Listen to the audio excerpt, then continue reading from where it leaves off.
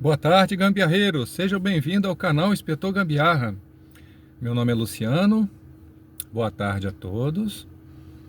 Hoje nós vamos começar um episódio sobre o nosso motor APzinho, o motorzinho camarada. Para quem está entrando agora no canal, não vai entender nada. Que negócio é esse? Que troço, como fala o mineiro, né? Que troço é esse de motorzinho APzinho, camarada? Bom, nós temos aqui o Logos, apelidado carinhosamente de Locutus. É o nosso carro cobaia teste do canal, um Logos 1995. Ele tinha um motor AP 1,8 original, básico, sem ar, sem direção, injeção monoponto. E no começo do canal fomos adaptando o sistema de alimentação, fomos fazendo teste, melhorias. Algumas, na maioria esmagadora das vezes, nós conseguimos sucesso, outras nós não conseguimos. Isso faz parte do laboratório, nem todas ganharam. Então nosso motor 1,8, nós passamos ele para 2,0. Eu tinha uma vontade de ter um motor AP 2,0 na época, mesmo sabendo que ele era subquadrado, ou seja, um motor que já não gira tanto quanto um AP 1,6, ou também o melhor de dois mundos, o giro livre do 1,6 e o torque do 1,8. Eu queria ter um AP subquadrado. Subquadrado já são motores que favorecem o torque, tá? Não gostam muito de giros. Para o pacato pai de família, para quem quer economia de combustível, é o motor ideal. Agora, quem já gosta de ponta, de pisar fundo, pé na tábua, giros quase lá na faixa vermelha, aprecia pico de rotação no motor, é mais interessante o AP 1,6 ou 1,8 para isso, tá? Não o AP. Então era um gosto pessoal que eu tinha, fiz o AP, passei para 2,0, saciei a minha curiosidade de ter um AP 2,0 e depois nós fizemos vários modelos de carburadores. Começamos com um carburador de Fusca, dois carburadores de Fusca, substituindo a injeção monoponto, que não é uma injeção ruim, mas que já decorrer dos anos, o chicote já apresentava oxidação, capilaridade, o Osmar Contato já estava gritando alto. Partindo desse pressuposto, eu tinha duas opções: ou restaurar todo o chicote, dar uma revisão geral na injeção monoponto, ou passar para a linha carburada, que eu tanto aprecio e que é a minha praia, tá? Deixando bem claro que eu não tenho nada contra carros injetados, é um gosto pessoal. Como tem pessoas aqui entusiastas que gostam de injeção, e eu acho divinamente maravilhoso, o importante é você explorar, você aprender, você se dedicar àquilo que você gosta e que te faz feliz. O importante é isso. Lembrando que a nossa vida aqui na Terra é curta e que tem um paraíso nos esperando. Então, como é uma vida curta, o que a gente puder aprender de bom, que seja louvável a Deus, que seja salutar, Deus agrada disso. Esses dois cilindros nós começamos com um carburador de Fusca, com dois. Depois começamos a linha de Venturi variável, um carburador de Titan, dois carburadores de Titan. Depois passamos para a linha PZ30, que é um carburador de Titan um pouquinho maior, né, de 22 para 26 milímetros. Depois para dois PZ30. E depois nós passamos para a linha Coso, um Coso 34, depois dois Coso 34, depois um Coso 42, dois Coso 42, quatro Coso 34.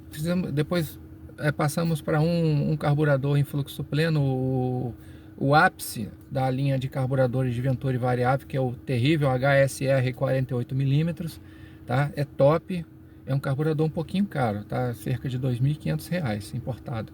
Mas se você quer, é o que mais se aproxima de uma injeção eletrônica, tá? É uma patada violenta, um HSR. Imagina dois HSR. E depois disso tudo, ainda desenvolvemos uma ignição estática aqui no nosso canal, as velas saltitantes e outras coisas mais que nos despertam a curiosidade. E agora, há um ano e pouco atrás, resolvemos cortar o nosso motor AP ao meio, né, o AP 2,0. Se ele tem 1998 centímetros cúbicos, cortado ao meio, ele teria, né, seria praticamente 1,0. Mas nós colocamos, no lugar dos pistões 82,5 milímetros originais do AP 2,0, nós colocamos pistões da Moto Falcon, de 85,5 milímetros. Ele ficou mais ou menos com 1.065 centímetros cúbicos, por causa dessa melhoria. dessa otimização.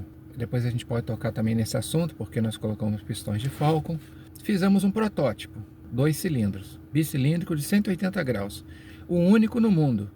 Existem motores desde os anos 30, bicilíndricos em linha, em motores a ar ou a água, refrigerados a água. Mas a linha 180 graus, que é um pistão subindo, né, eles nunca sobem juntos. Conceito Gênesis, pistões paralelos 360 graus. Pistões 180 graus. É esse conceito, é o nosso, tá joia? Esse não existe de comando simples no cabeçote. Tentei buscar alguma inspiração para começar esse projeto, que estava completamente às cegas, foi um projeto insano. Teve momentos que eu pensei, meu Deus, o que eu fiz com o meu motor? De olhar assim, respirar fundo e falar, agora não tem volta. Agora já estamos no olho do furacão e encarar até o fim. Nós tivemos que aprender técnicas de solda em ferro fundido, que é extremamente difícil você soldar ferro fundido. Dependendo do ferro fundido, você vai soldar de primeira, e dependendo da extensão e do modelo de ferro fundido, você vai acabar de soldar e você vai escutar um tim! Aí aquele trincado que era de 1 centímetro, 2, ele passa a ser de 5. Entendeu? Tem toda uma técnica de aquecimento. Tivemos que aprender tudo. No nosso protótipo não usamos o eletrodo apropriado, que é o 9218 da ESAB, que tem 99% de níquel. Usamos só em algumas partes que eram críticas, somente 5 eletrodos, de quase 1 kg de eletrodo 7018 e eletrodo inox. Dá para a gente soldar outros lugares. Mesmo assim, não houve vazamentos, não houve trincas. Nós éramos marinheiro de primeira viagem, tá? Com muitas dúvidas, mas muito entusiasmo, muita curiosidade, e entramos com o pé fundo. A solda deu certo, não houve vazamentos de canais de óleo, não houve vazamento no arrefecimento, ou seja, vazamento de líquido de arrefecimento. O motor já rodou mais de 1.800 km, encarou 2 viagens, e viagem de serra, tá? Topografia que tinha lugares que o carro tinha que subir de segunda marcha, muito bravo mesmo, pirambeira. O projeto foi aprovado, é um protótipo. Então o nosso motor, ele começou com acertos e com erros. A ignição eletrônica dele, para mim acertar de 4 cilindros para 2, o sincronismo correto, como eu falei para vocês, eu não tinha nada, nenhuma base, nenhuma âncora para começar. Então foi muitos erros demais, tá?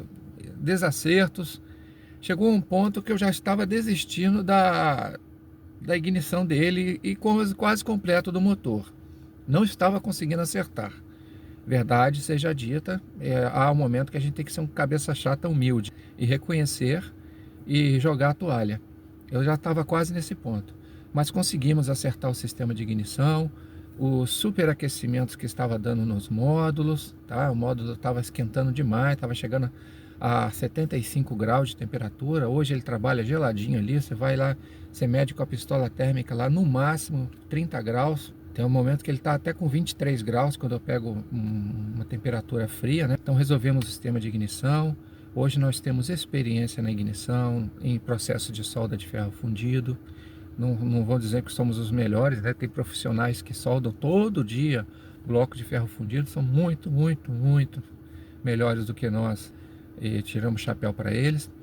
Então esse motor ele nasceu com alguns vícios, que nós vamos agora fazer um segundo motor em cima desse. Então na verdade não é um segundo motor. Nós vamos pegar esse motor com virabrequim 2,0 e nós vamos colocar um virabrequim 1,8. Por quê? Todo motor bicilíndrico, ele não pode passar de 1.000 centímetros cúbicos, tá? Motores em linha, tá? Que é o nosso, 180 graus. Por quê? Passou de até 1.000 centímetros, você consegue uma boa relação das vibrações primárias e secundárias desse motor. Então você passou de 1.000 centímetros cúbicos, o nosso tem 1.065, ele já não passa a ser um motor tão suave, tá? Ele já passa a ter alguma vibração, e o nosso tem bastante marcha lenta. Para piorar, ainda é um motor subquadrado, não é a melhor configuração. Então agora nós vamos passar ele para quadrado, mesmo diâmetro, 85,5, mesmo curso, 86,4. Então ele quase raspando, ele ainda é quase um subquadrado, porque o diâmetro do curso, sendo maior que o diâmetro do pistão, passa a ser um motor subquadrado. Então vai ser um subquadrado metido a motor quadrado. Porém, ele tem agora que vem a cereja do bolo. Esse motor nosso agora que vai ser quadrado, mesmo diâmetro, mesmo curso, um exemplo é o Astra Monza, 86 por 86, 86 de pistão, 86 de curso, virabrequim, o Monza 2,0, o Astra 2,0, né, Vectra 2,0, que são excelentes motores. Nosso motor, ele não tem um bom RL com 2,0. Ele herdou a herança não bem-vinda do 2,0, que tem um RL 0,32, quase 0,33. E 0,30 é um número mágico. Todo motor que tenha 0,21, 0,25 até 0,30 é considerado um motor suave, motor dócil. Passou de 0,30, ele é um motor áspero, tá? Que não gosta de giro. Então agora nós vamos ficar no limite 0,30 com ele.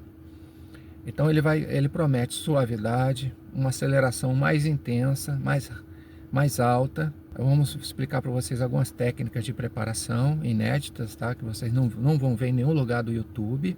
Já era para a gente ter desmontado ele hoje, porque nós encomendamos o segundo pistão, mas o Mercado Livre fez a gentileza de remarcar 3 vezes e não entregou o material. Quando entregou o pistão, ele entregou, eu fiz um sacudi, deu um chocalhado, meio que alguma coisa não estava certo. E para via de dúvidas, nós não temos aqui, é um projeto independente, nós não temos patrocinadores. Então a probabilidade de erros que a gente pode se dar ao luxo é zero. Nós temos zero chance de erros, nós não podemos errar, porque são recursos, são escassos, e tudo aqui, tecnicamente, a gente tem que tentar acertar de primeira, para evitar custos. Então eu optei por devolver o pistão. Então a gente não vai ainda desmontar o motor essa semana, mas hoje nós vamos ter um assunto muito bacana. A gente vai falar sobre o virabrequim dele, as modificações que nós fizemos, e vocês vão gostar muito, vão aprender bastante. Bora pro vídeo. Então, meus amigos, enquanto o segundo pistão não chega, a gente comprou não no Mercado Livre, né? Optamos agora por excluir a nossa conta do Mercado Livre diante de tantas não conformidades na entrega. Não podemos culpar o vendedor, não podemos culpar o entregador, não sabemos se é gargalo de logística, mas quando a coisa começa a degringolar, que você não dá sorte nas entregas, então o melhor é pular fora. Então a gente está excluindo a nossa conta no Mercado Livre, vamos passar a comprar na Shopee, outros fornecedores, para ver se dá certo o laboratório. Então enquanto o pistão não chega, vamos dar uma pincelada sobre virabrequim, que tem matéria para dedéu aqui, eu não vou esconder nada de vocês. Aqui nós temos o virabrequim 1,8, que nós vamos montar lá no nosso motor. Esse bloco aqui é um bloco protótipo, estático. Nós começamos a fazer laboratório nele antes da gente partir para o nosso bloco atual.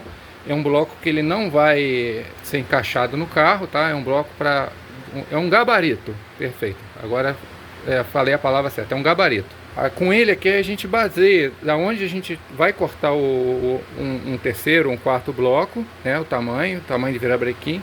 Então ele serve de gabarito. Então esse aqui é um virabrequim 1,8, que são os mancais, né? Os mancais. Esses mancais, eles suportam o eixo, rigidez, alinhamento, filme de óleo. E aqui são os contrapesos, tá? Os bolachões. Eles equilibram massas alternadas e rotativas. Motores subquadrados, geralmente eles têm 2 bolachões por biela. 2 bolachões, uma biela, 2 bolachões, está aqui também, né? Por biela. Aqui é um virabrequim do Celta 1,4, gentilmente doado pelo senhor Lucas, do Paraná, que mora em Santa Catarina. Muito obrigado, senhor Lucas. Já agradecemos muitas e muitas vezes, mas não custa nada. A gratidão é sempre gratidão, né? Ele além de fornecer o virabrequim para nós sem nenhum custo, ainda pagou o frete. Muito obrigado, nossa gratidão. Através do seu virabrequim que o senhor doou, a gente está podendo fazer uma aula didática agora. Então eu e acredito que todos os entusiastas aqui podemos lhe agradecer com muito obrigado. Então esse virabrequim do Celta 1,4, geralmente motores super quadrados, motores que favorecem giro e potência em detrimento do torque. São motores soltos em alta rotação. Como eles têm um curso de virabrequim curto aqui, eles podem se dar ao luxo de ter somente um bolachão aqui e não ter outro aqui, ó. Aqui falta um, tá vendo? Aqui outra, né? Falta outra bolacha aqui. Aqui no meio tem as duas. Aqui falta outra. Ele é um motor que ele é suave. O super quadrado geralmente são motores suaves, tá? Com uma marcha lenta muito bonita. E quando são motores subquadrados, que é o 1,8, né? No AP, levemente subquadrado, 2 bolachões. E subquadrado legítimo, o AP 2,0, eles precisam de bolachões, tá? Para equilibrar as massas. Porque ele tem muito curso de virabrequim, mais curso do que diâmetro de pistão. Tendo mais curso do que diâmetro, subquadrado.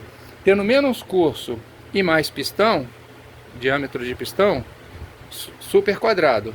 E quando for o mesmo diâmetro de pistão e o mesmo curso, quadrado, tá? Motores quadrados, o meio termo, favorece tanto o torque quanto a potência. Na minha opinião, é o que mais agrada a maioria esmagadora dos entusiastas. O motor, ele pode ter poucos mancais e muitos contrapesos, e ele pode ter poucos mancais e poucos contrapesos, mas são funções diferentes. Tecnicamente, o que manda na quantidade e tamanho dos contrapesos é curso do virabrequim, massa do conjunto, pistão, pino, mais parte da biela, regime de rotação esperado. O motor super quadrado, tá? Curso curto, ele tem menor aceleração do pistão, é uma subida e descida bem curtinha. Ele tem menor força inercial. Ele tem menos contrapesos necessários. Aceita menos bolachões sem vibrar excessivamente. Agora é o nosso motor quadrado, 85,5 de pistão, 86,4 de virabrequim. Tá? É um subquadrado metido a quadrado, raspando para subquadrado. O motor quadrado, ele tem o compromisso de ter contrapesos moderados, isso aqui, e um meio termo entre torque e potência. Já no subquadrado, que é o nosso APzinho lá, com virabrequim 2,0, né, de 1065 cm3, bicilíndrico, o pistão ele muda a direção mais violentamente, a subida e a descida é muito rápida e um curso elevado. As forças inerciais são maiores, tá? Que a biela ela é jogada mais rapidamente para o lado, então tem uma tendência maior à flambagem, tá? Que é a flexão da válvula da biela lateralmente. Ele precisa de mais contrapesos, normalmente 2 contrapesos por manivela, um de cada lado. Não é regra absoluta, mas é a tendência correta do projeto. Um exemplo é o querido motor CHT da Ford 1,6. É um motor subquadrado que tem torque embaixo, muito torcudo. É um motor garnizé que eu chamo. Ele não se importa com o tamanho dele, ele enfrenta qualquer galo grande. Você nota em alguns motores CHT uma vibração perceptível em marcha lenta, é coisa muito mínima. Essa mesma vibração já o CHT 1,0 já não possui. O CHT 1,0 tem uma marcha lenta de relógio suíço. Quando a Volkswagen ela se fundiu à Ford do Brasil, formou a Auto Latina, ela pegou esse motor CHT e viu que tinha ainda alguma coisa, algum leite ainda para tirar da pedra. Então deu outro banho de engenharia no CHT e rebatizou ele já é. A Volkswagen fez. Pegou e aumentou a massa e a quantidade de contrapesos no virabrequim, um melhor balanceamento primário e secundário e uma sensação de motor um pouquinho mais civilizado. Isso é importante, isso não denigre o CHT, rebatizado de AE, alta economia, Isso não aumentou a potência, não mudou a cilindrada, não melhorou a dinâmica rotacional, tá? Isso é engenharia, não é marketing. Alguns virabrequins mais modernos ou industriais, eles têm, é possível remover esses bolachões, tá? Contrapesos. Aqui, por razões de custos, eles foram integrados ao virabrequim. Eles têm aqui leves furos aqui de balanceamento, tá? Retirada de material. A porosidade, tá? Quando você vai retificar um virabrequim, você pede lá a retífica para retificar, né? Os colos de fixo, colo de biela, e pede para dar um banho químico. Então o virabrequim ele vem novinho, vem brilhando. Mas a porosidade, ela continua no virabrequim. E essa porosidade tem uma ciência aí, tá? É território que quase ninguém comenta. Na verdade, eu nunca vi ninguém tocar nesse assunto. Até hoje, nós somos aqui pioneiros, o nosso canal, em tocar em porosidade de virabrequim. Então essa fundição ela tem microporosidade, superfície fosca, ela aumenta arraste de óleo, cisalhamento do filme e retenção irregular de óleo. E até mesmo levemente descontrabalanceia o seu virabrequim por acúmulo de material particulado, tá? Isso gera micro perdas de eficiência e torque parasita dependente de rotação. Em certo regime de rotação parece que o motor amarra sem explicação clara. Polimento do virabrequim espelhado. Quando faz sentido e quando não. A gente faz esse trabalho de polimento aqui no virabrequim. Então muita gente também fica maravilhado, acha que isso é uma estética. É também estética. Outros acham que é preciosismo, mas não é, tá? Então no virabrequim aqui, os contrapesos, faces externas, regiões fora do mancal. O benefício da gente polir um virabrequim é menor arraste do óleo em alta rotação, menos torque parasita. Ele tá meio fosqueado assim, é porque ele tá com um banho de óleo e verniz, que isso aqui fora do motor ele oxida rapidamente. Inclusive já está dando até umas camadinhas aqui de oxidação. Antes de montar eu vou ter que dar um polimento rápido nele. Esse é menor arraste do óleo, menos torque parasita, né? A gente já falou. Escoamento do mais previsível, né? Do óleo centrifugado em alta rotação. Agora vem um detalhe. Aqui também nós polimos os colos de mancal. Agora, gente, jamais, em hipótese nenhuma, dê polimento aqui. Tá? Aqui precisa de rugosidade controlada, não espelho. Porque aqui é onde os casquilhos vão trabalhar. Então ele precisa de uma rugosidade para ter aderência, tá joia? Então não dê polimento nesse lugar.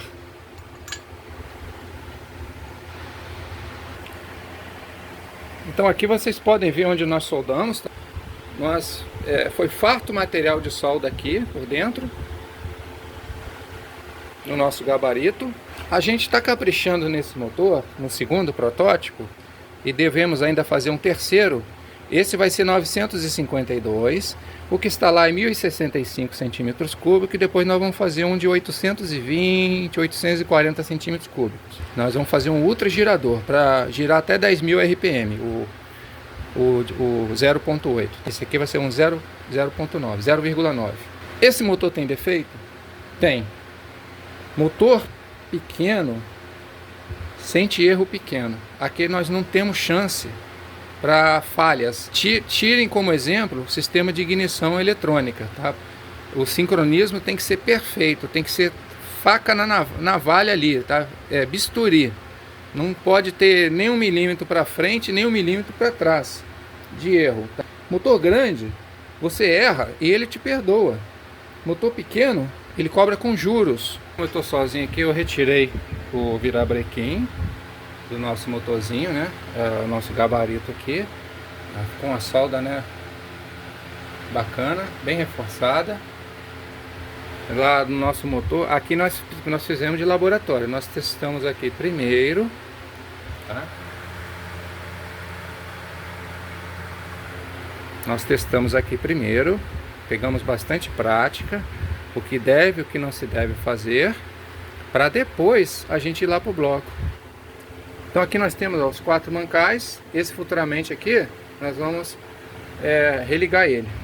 Então agora eu vou falar uma coisa bem bacana aqui. Nós colocamos aqui 3 mancais que vão usar casquilhos, aqui, casquilhos.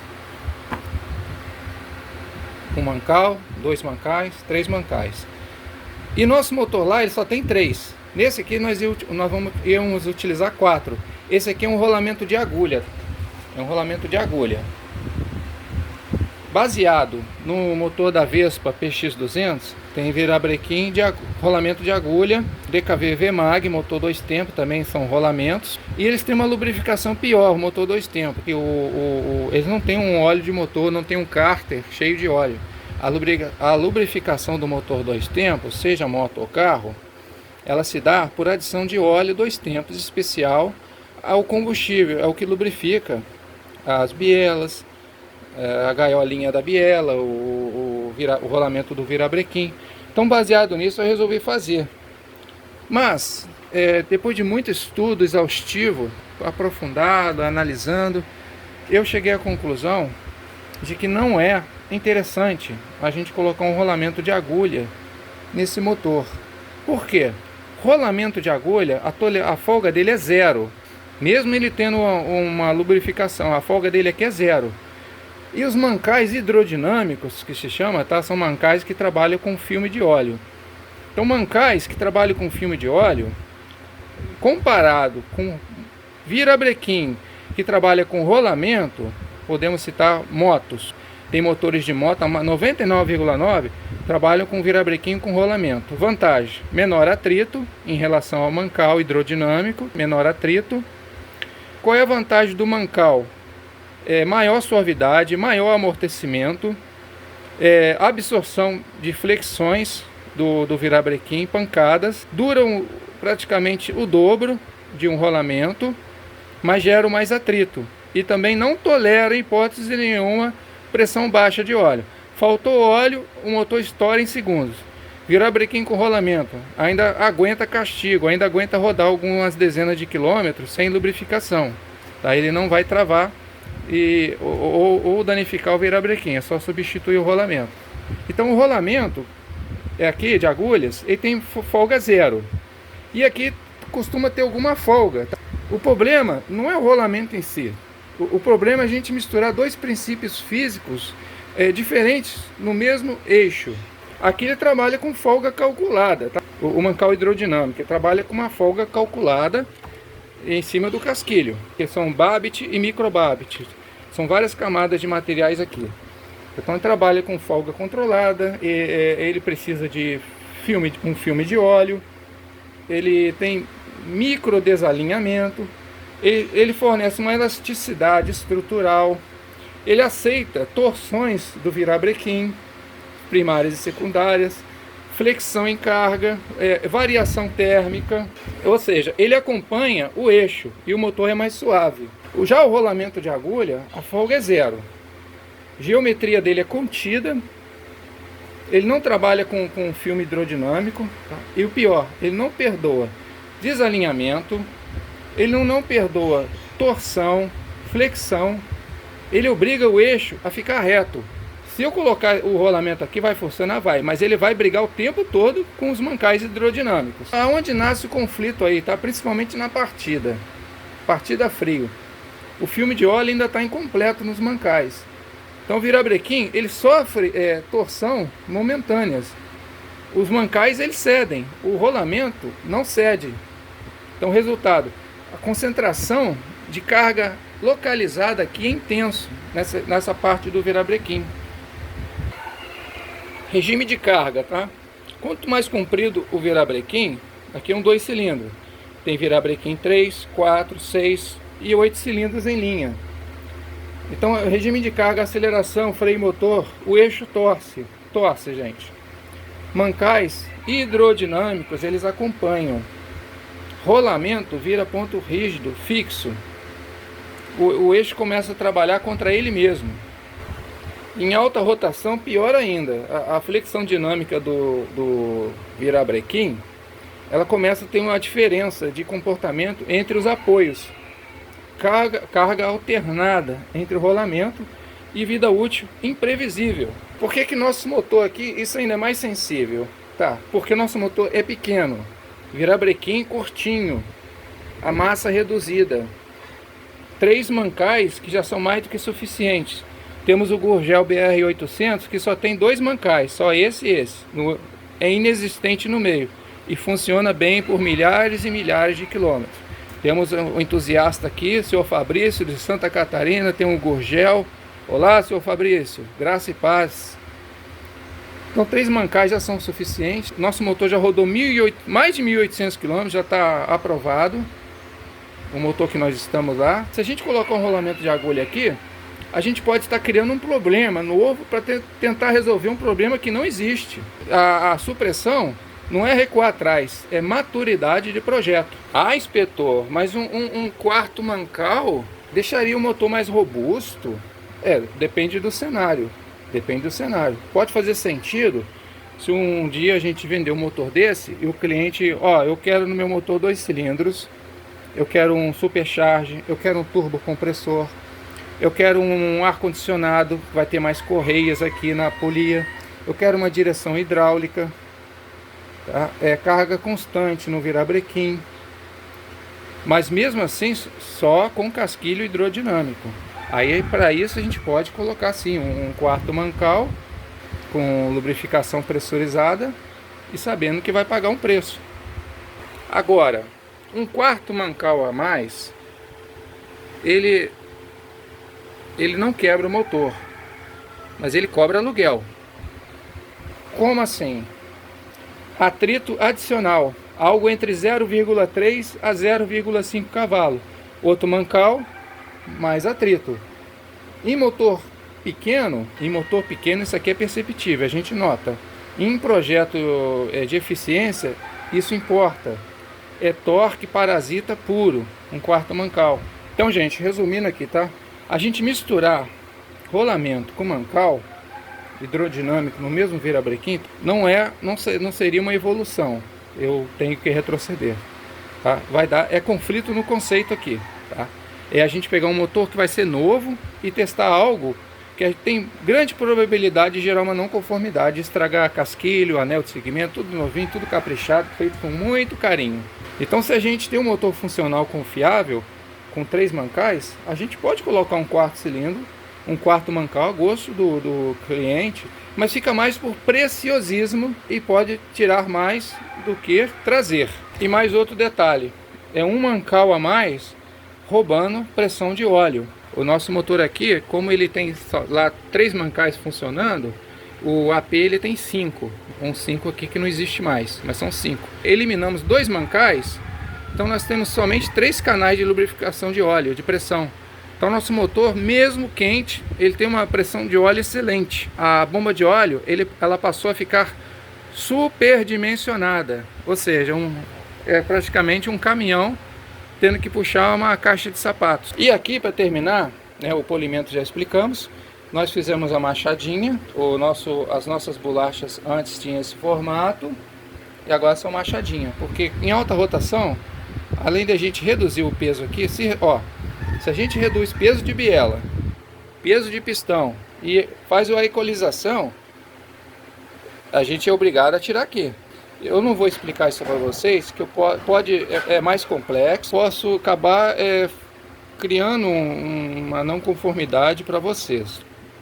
Na fundição, vocês podem ver, esse virabrequim, ele gira no sentido horário, né? Então isso aqui é alta RPM, isso aqui forma um paredão, ó. Isso aqui é um paredão, tá vendo? O que a gente faz aqui, ó, a gente faz uma quilha. Vou acender a luz aqui. A gente faz uma quilha aqui, ó. A gente faz uma quilha e com isso a gente consegue furar melhor o filme de óleo que fica aqui dentro, tá, gente? Aqui fica vapor de óleo, névoa.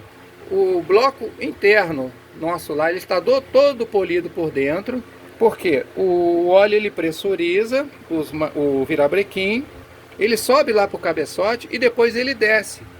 por gravidade através desses orifícios. Tem outros ali também, aqui também, né? Aqui atrás.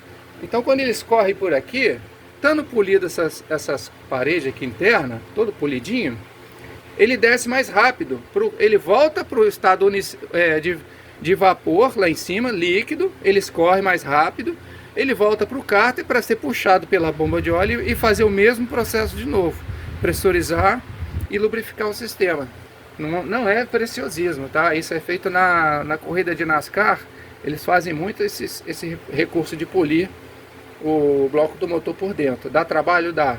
Mas para nós que somos entusiastas, um pão com mortadela e um café com leite e uma micro retífica na mão faz um verdadeiro milagre nos finais de semana. Porque a gente faz isso para furar o filme de óleo. Tá aqui dentro, eu olho. E quando esse paredão tá assim, ele faz o óleo ficar no estado de vapor. Porque ele bate, então vira vapor. A gente não quer o óleo como vapor. A gente quer que ele pressurize no estado líquido. Óleo em vapor, ele cria bolhas de ar na bomba de óleo em alta rotação. Fica faltando óleo no cárter, numa curva, força G, a luz de óleo pode acender, né, se o cárter não tiver um bom defletor de óleo, então uma coisa puxa a outra. Tá? Faz somente em sentido horário. Nessa aqui a gente não faz no sentido anti-horário. Tem o episódio 1, nós estamos explicando aqui que nós fizemos no nosso motor. Vamos fazer vários episódios aí sobre o retorno do motor a pezinho. E agora de 1065 centímetros cúbicos, ele vai para 952.